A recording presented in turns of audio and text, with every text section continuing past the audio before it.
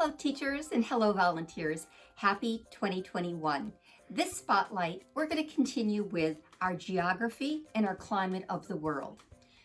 We're going to stick with the North Pole because even though it's still warm here, it's cold forever throughout the world. Eskimos are a native people or a tribe, and they are called Inuits or Yippus. And Eskimos are the big title over those two tribes. They live in igloos. Now remember, the North Pole is very, very cold. So why would they be living in snow houses? And what is a snow house or an igloo? It is actually a dome, which is a circle you cut in half, and that's the shape of an igloo. So if you take a look at this picture, the dome matches the dome here. They use snow blocks to build the igloo, and they live in igloos during the winter time, which is primarily their hunting season, where they hunt for polar bears and they hunt for seals, and they also fish for food. So we know that an igloo is a dome-shaped home, and it's made out of snow blocks. Why don't those snow blocks melt? Because it's so very cold in the North Pole all the time. The entrance to an igloo is a tunnel or a hole. This igloo has a hole, this one has a tunnel. And they crawl into an igloo. An igloo stays warm inside because of your body heat. Igloos stay all winter long. And I have a diagram here because as a science project, you could build your igloo with sugar cubes. Remember, the North Pole is very cold. Very little sun is shining, so it's a dark, dark area. These snow homes could be built with the sugar cubes, which look exactly like the ice cubes that they use in the North Pole.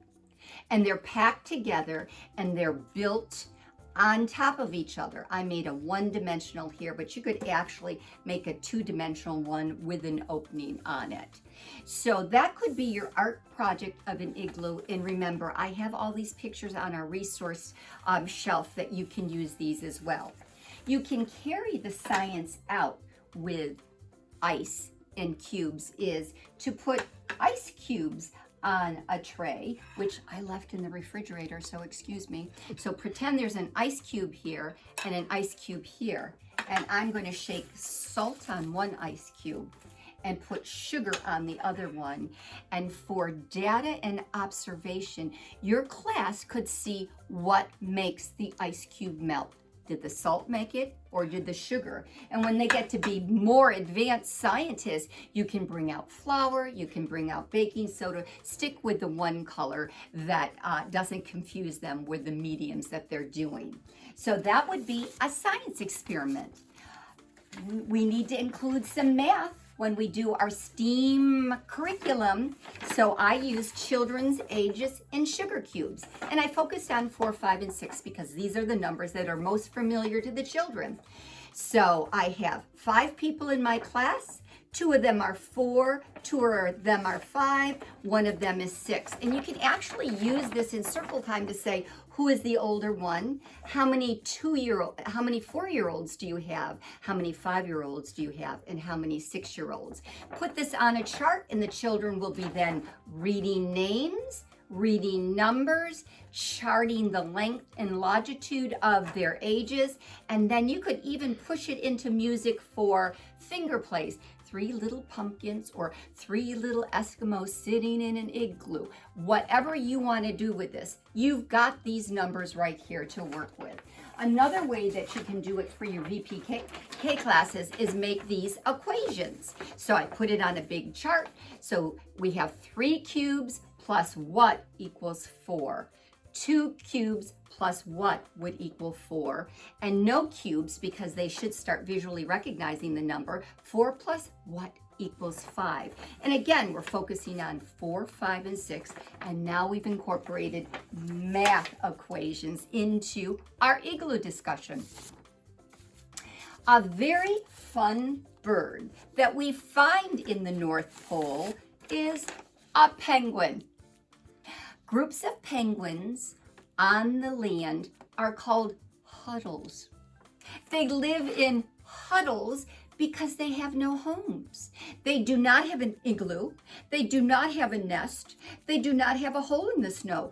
They just all huddle together. That's why you see penguins walking with a waddle and huddling together. When they're in the water swimming, it's called a raft of penguins. They live together, eat together, play together, and hunt together. They must stay together because of all the predators they have in the North Pole. We always have to connect a book with what we're talking about with the seasons and the topics that we choose for the spotlight. So I chose A Penguin on a Nest that could be converted to the blue penguin. Things to remember about penguins are human-sized penguins waddled around in prehistoric dinosaur times. Yes, they were as tall as mom and dad, and they look just like that. Their color is camouflage because there isn't any green in the North Pole. They are birds, but they cannot fly. What other birds do not fly that you know about? Well, cassowaries up at the alligator farm, ostriches in Australia, or even emus. So please remember, a penguin is a bird that cannot fly. The books that Early Learning Coalition have been looking at very deeply are books that we can talk about self-awareness of children, children's feelings, and their self-esteem. And this is a perfect example about a blue penguin. Obviously, the blue penguin doesn't feel like he fits in. We'd like to also, with our STEAM curriculum components with our spotlight in our volunteer visits, is to show the values that children need to be taught. Kindness, truthfulness, self-care, and teamwork. I hope you have fun with this spotlight. Thank you so much for your time.